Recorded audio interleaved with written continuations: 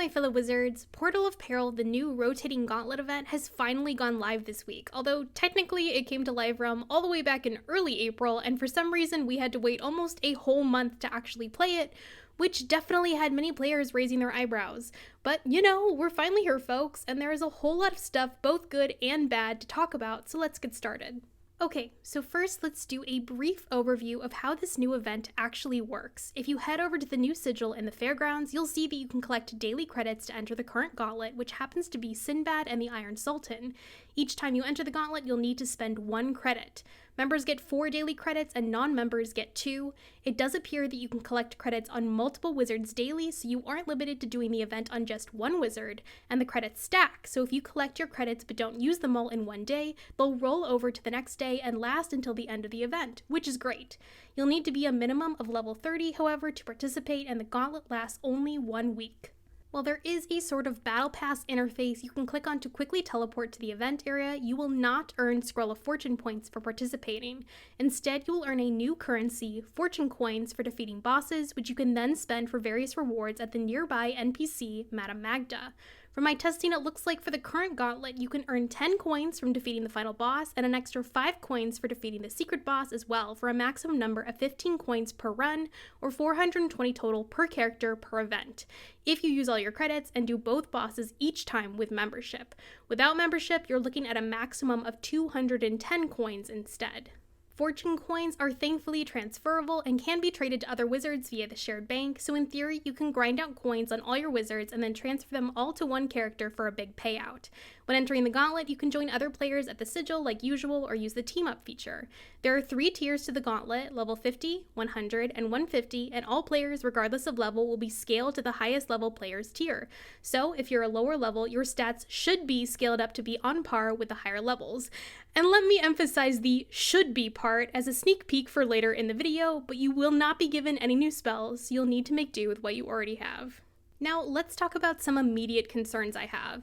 As you may have guessed, the divided credit system is going to be upsetting for some players, specifically non-members or crowns-only players who will now get half the daily runs that members do. Obviously, this choice is KI trying to incentivize people to pay for membership, but it definitely leaves a bit of a sour taste in people's mouths since this is the only event where non-members are limited in rewards. Imagine if you suddenly only got half rewards for Beast Moon or other events because of your membership status. It's just not a great feeling.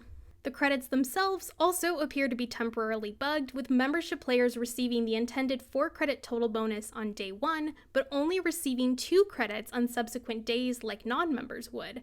I also realized that 2 credits carried over for me into the next day instead of the 1 I had remaining the first day, and other players are reporting losing credits that should roll over as well. The devs do appear to be aware of these problems, so hopefully there's a fix soon, but it's definitely causing a rocky start to this event. There's also the issue of the NPC Madam Magda and the event sigil being way too close to other interactable items like the carousel or the minigame sigil, so you constantly have to reposition until you can finally interact correctly with them.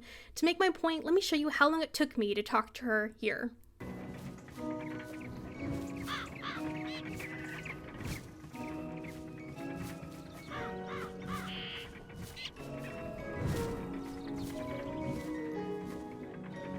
I'm about to lose my freaking mind! There have been multiple complaints from players who have missed runs in the gauntlet because they accidentally got onto the carousel instead, or have had difficulty being able to talk to Madam Magda at all. The area definitely just feels very crowded at present, so hopefully the devs can figure out a solution. Finally, there's the issue of how long the event itself runs, which is currently only 1 week per month.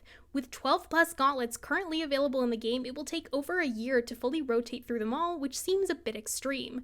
I think it'd be far better to have a new gauntlet rotate in every week and just have the event run permanently, especially since we're not earning Scroll of Fortune points for it, so people will still be incentivized to run other events too.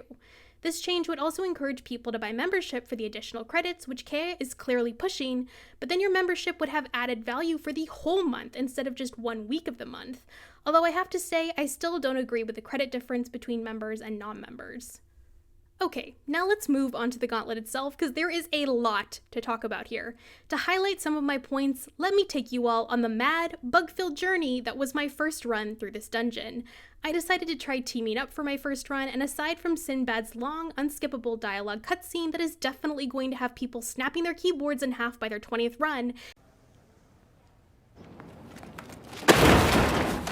everything appeared to be going smoothly until the first fight. It quickly became obvious that lower level players' stats were not scaling correctly up to the highest tier, as you can quickly see from their much lower health. We also immediately lost one player who I assumed had left early for some reasons. Spoilers, she had not, but I'll get to that in a minute. Thankfully, the highest level 150 tier is easily soloable on any max level wizard, so I had an easy time carrying the unskilled lower level players through the first mob. We then headed up to the second mob, but on the way, I was curious and went to check out the secret boss, only to find our missing player, Abigail, who had somehow teleported far ahead of us to this fight.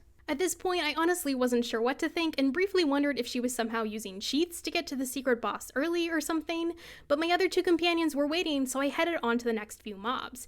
These were both fairly uneventful, except for the moment one of the players revealed he was both out of mana and had no potions, so just a reminder that if you team up with randoms, you are asking for chaos. We then made it to the final boss, but something immediately seemed a bit off.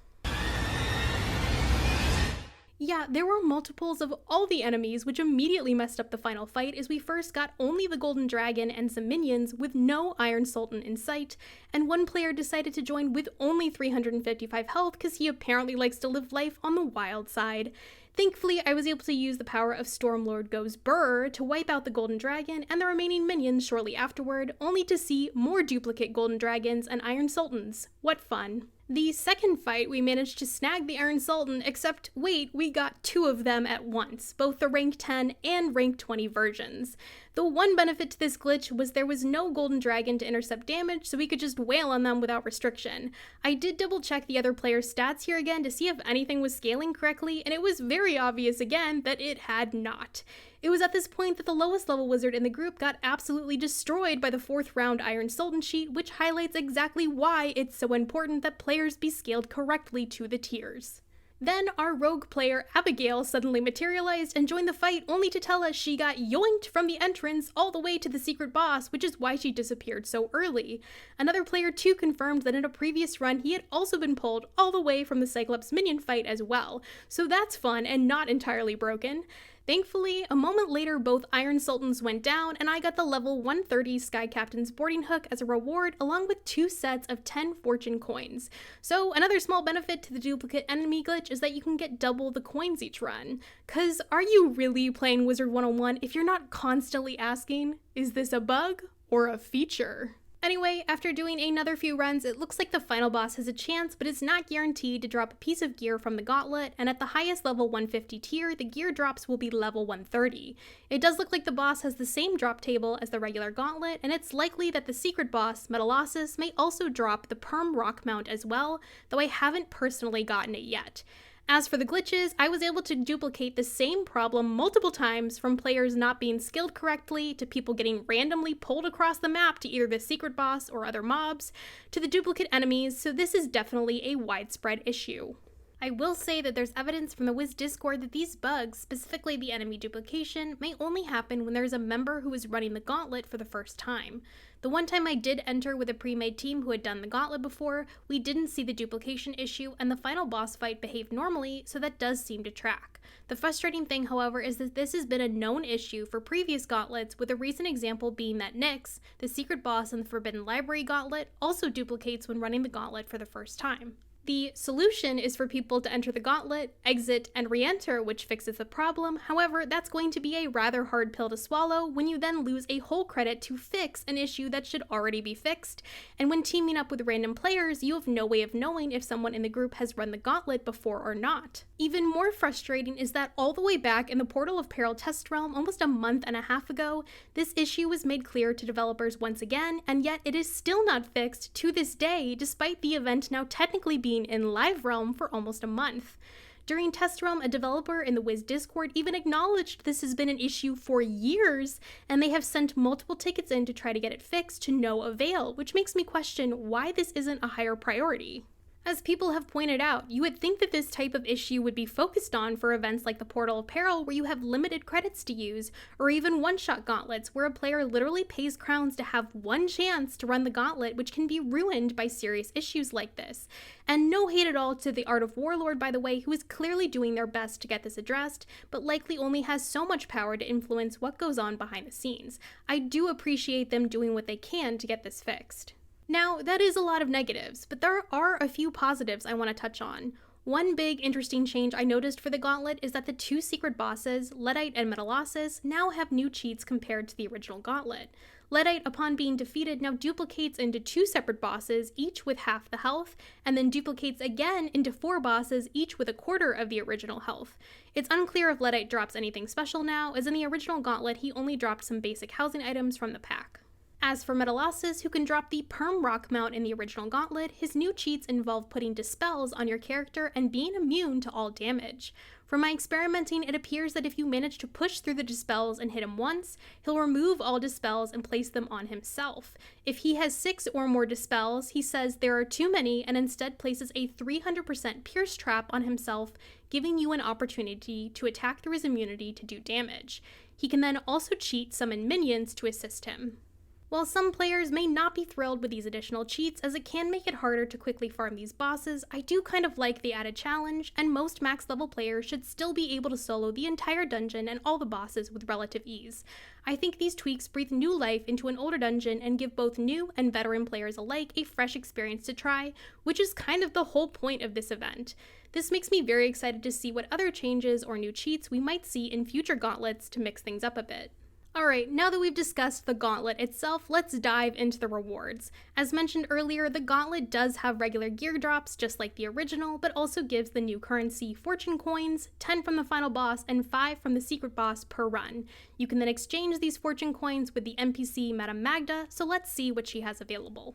Currently, players can exchange their Fortune Coins to craft golden skeleton keys, random, school-specific, event, and lore spellements, Azoth, various treasure cards, the pity crafting reagents for the level 50, 100, 160, and 170 gear, and spiritual and elemental retriever tokens. Right off the bat, the cost for a single golden skeleton key is killing me at 400 fortune coins. To get just one key, you'd need to grind the entire week of the Gauntlet and each run fight both the final and secret bosses to be able to get this, and if you're a non-member, you'd have to grind for 2 whole events, which I may remind everyone only happen once a month. That's an insane amount of time and resources spent to get just one key, so I really feel like this cost needs to be adjusted down. I think it shouldn't cost more than 30 to 50 fortune coins per key at the most. 400 is insane. The cost to get spellements at least feels a bit more reasonable, costing 1 coin for a random Arc 1 or 2 spellement and 4 for a school-specific one. It's great to see too that lore spellements are being offered, although it's 6 coins for a school-specific one and 1 for a random one. While I'm glad these are a bit cheaper to get, you'll still be spending literal years to fully max your spellement paths, which still feels extreme. I'd love to see the school-specific spellements come down to 2 coins each instead of 4 and 6. I can confirm too that the lore spellement recipe can drop the newer Divum spellements, which is a nice added bonus. The pity crafting gear reagents are 3 coins each, which isn't awful, although for some reason the pollen mote for the level 100 gear is 6 coins each. According to the devs, however, this is because the pollen mote is twice as valuable as the other reagents, which is why it costs more. Some of the TC are definitely more valuable than others, like Cleanse Ward, Triage, or the Astral Blades, but it seems weird that they're all priced between 4 to 5 coins. Easily gotten TC like Dark Sprite also cost 5 coins, which feels kind of steep based on rarity, so I'm not sure what the mentality was here. Maybe check the bazaar first before exchanging coins. Finally are the Elemental and Spiritual Retriever tokens, which are used to unlock the ability of the same names on pets, which allows you to search for spellements in wooden chests. Previously, these tokens were paywalled behind the Nightmare, Doomsday Croc, Unforgiven Dead, and Great Sky Train Robbery gauntlets as rare drops, so I'm glad to see an alternate free option being given to get them. However, again, the cost per token does feel a bit steep at 100 coins each, as you'll need 5 of each token to unlock the relevant pet talent. If it came down to closer to 50 coins, I think that might be a bit more fair personally. Still, this is definitely a welcome improvement and provides much better accessibility to this reagent, which is a great change. While I definitely like some of these rewards, one change I would like to see besides the pricing is the ability to exchange fortune coins for specific gear from the current Gauntlet. It would be great to be able to turn in coins to get the boarding hook wand, for instance, or even the permanent rock mount if you save up enough. I think it would be fair to price each item accordingly based on its rarity in the pack/gauntlet, and it would definitely incentivize players to participate more because they know they're working toward the specific drop they want if they don't get lucky enough to get it while running the actual Gauntlet. Overall, I still think this event has a ton of potential if KI could focus on fixing a lot of these bugs, consider adjusting prices to be fairer, and adding more options to the crafting pool. I will say that regardless of the issues, it was really fun and exciting to be able to run this old Gauntlet again with different players. It was especially fantastic to see so many new players who never got the chance to run this Gauntlet before finally get to experience it. While I definitely still have concerns, it's great to see people be able to finally access these dungeons without having to pay an exorbitant amount of money or have the connections to access them through a friend. I'd love to hear your thoughts in the comments below about everything from the Gauntlet itself to the rewards and what changes you'd like to see going forward. If you enjoyed this video, please consider liking and subscribing, and as always, I hope to see you out there in the spiral, and happy questing!